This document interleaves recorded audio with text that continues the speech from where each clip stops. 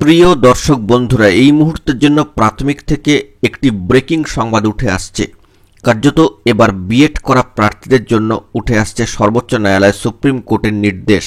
অবশ্যই ভিডিওটিকে সম্পূর্ণ শেষ পর্যন্ত শুনে নিয়ে বোঝবার চেষ্টা করবেন, ভিডিওটিকে শেষ পর্যন্ত দেখে নেবেন। আপনাদের জন্য জরুরি ও আর্জেন্ট ভিত্তিতে এই ভিডিওটা ক্রিয়েট করা।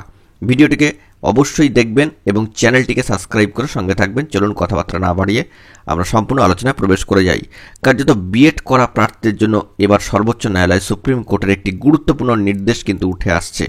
বন্ধুরা, সেই খবরে কি বলছে আমরা সম্পূর্ণটা একটু তুলে ধরবার চেষ্টা করছি। অত্যন্ত গুরুত্বপূর্ণ বিষয়, এবার ডিএলএড এর প্রশিক্ষণ যাদের রয়েছে তাঁদের 2022 সালের প্রাথমিকের নিয়োগ প্রক্রিয়ায় অংশ নিতে কার্যত কোনো আর বাধা নেই বলে জানিয়ে দিয়েছেন সর্বোচ্চ ন্যায়ালয় সুপ্রিম কোর্ট। এই বিষয়ে সিদ্ধান্তের ফলে মহামান্য কলকাতা হাইকোর্টের পরে সর্বোচ্চ ন্যায়ালয় সুপ্রিম কোর্টেও ধাক্কা খেতে হলো প্রাথমিক শিক্ষা পর্ষদকে, এমনটাই কিন্তু জানা যাচ্ছে। কি বিষয়টা ছিল যে 2023 সালে সুপ্রিম কোর্টের এক রায় জানিয়েছিল যে বিএড প্রশিক্ষিতরা কার্যত প্রাথমিকের নিয়োগে কিন্তু অংশ নিতে পারবেন না। সেই থেকেই নানা ধরনের জট এবং জটিলতা তৈরি হয়। তো বিষয়টি হচ্ছে এরকম যে 2022 সালের টেটের সূত্রে যে খবরটি উঠে আসছে যে রাজ্যে 12,000-এর কাছাকাছি শিক্ষক পদে নিয়োগের প্রক্রিয়া জারি হয়েছে। তো এক্ষেত্রে একটা বিষয় লক্ষণীয় যে 2012 সালের টেটের সূত্রে কিভাবে হচ্ছে সেটা কিন্তু আমরাও বুঝতে পারলাম না, কারণ 2022 সালের টেট যারা উত্তীর্ণ হয়েছেন তাদের এখনও পর্যন্ত নিয়োগ প্রসেসের অন্তর্ভুক্ত করা হয়নি, এখনও পর্যন্ত ইন্টারভিউ নোটিফিকেশন আসেনি।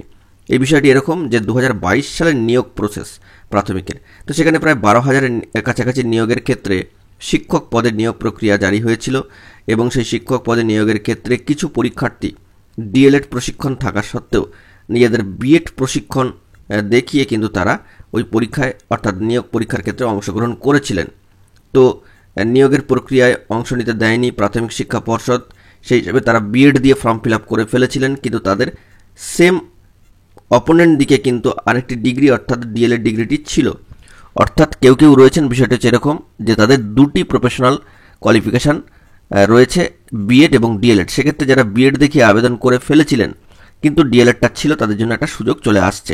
এই নিয়ে বিষয়টা গড়িয়েছিল মহামান্য কলকাতা হাইকোর্টে এবং মহামান্য কলকাতা হাইকোর্ট পরীক্ষার্থীদের পক্ষে রায় দিয়ে জানায় যে যেহেতু ওই পরীক্ষার্থীদের সকলের ডিএলএড প্রশিক্ষণটি রয়েছে অর্থাৎ বিএড প্রশিক্ষণ থাকা সত্ত্বেও, তাই তাদের ফর্মগুলিকে ডিএলএডে পরিবর্তন করে নেওয়া হোক। যদিও সেই নির্দেশ কিন্তু মানেনি পর্ষদ, এমনটাই জানা যাচ্ছে। হাইকোর্টে হেরে সর্বোচ্চ ন্যায়ালয় সুপ্রিম কোর্টের দ্বারস্থ হয়েছিল পর্ষদ। যুক্তি হিসাবে পর্ষদ বলেছিল যে প্রাথমিকে প্রশিক্ষণ হলো ডিএলএড, তা জানা সত্ত্বেও পরীক্ষার্থীরা ফর্মে বিএড লিখেছিলেন, তো সেই ভুলের জন্য তাদের সুযোগ দেওয়া যাচ্ছে না। সেই মামলাটি কিন্তু উঠেছে সর্বোচ্চ ন্যায়ালয় সুপ্রিম কোর্টের সম্মানীয় বিচারপতি সম্মানীয় ঋষিকেশ রায় মহাশয় এবং সম্মানীয় বিচারপতি সম্মানীয় SVN ভাট্টি মহাশয়ের বেঞ্চে। তাতে করে হাইকোর্টের রায় বহাল রাখল সর্বোচ্চ ন্যায়ালয় সুপ্রিম কোর্ট। মহামান্য শীর্ষ আদালত জানিয়েছেন যে ফর্মে যাই লেখা থাক না কেন, পরীক্ষার্থীদের যদি ডিএলএড প্রশিক্ষণ থাকে তাহলে তারা নিয়োগ প্রক্রিয়া সামিল হওয়ার যোগ্য। তো কার্যত এই জায়গা থেকে একটা বিষয় সামনে উঠে আসছে যে বিএড এবং ডিএলএড উভয় প্রশিক্ষণ রয়েছে, সেক্ষেত্রে বিএড পরীক্ষার্থীদের জন্য আরেকবার একটা সুযোগ, যাদের ক্ষেত্রে 2022-এর রিক্রুটমেন্টে যারা বিএড দিয়ে অ্যাপ্লাই করে ফেলেছিলেন কিন্তু তাদের ডিএলএড প্রশিক্ষণটি রয়েছে সেমভাবে অপোনেন্ট দিকে, তারা কিন্তু ডিএলএড দিয়ে এই প্রক্রিয়ার মধ্যে আসতে পারবেন। এমনটাই সর্বোচ্চ ন্যায়ালয় সুপ্রিম কোর্টের বার্তা যে বিএড করা প্রার্থীদের জন্য আরও একবার কিন্তু একটা বড় নির্দেশ চলে আসলো, শুধুমাত্র যাদের অপোনেন্টের ডিএলএড প্রশিক্ষণটি করা রয়েছে এবং যারা 2022-এর রিক্রুটমেন্ট প্রসেসে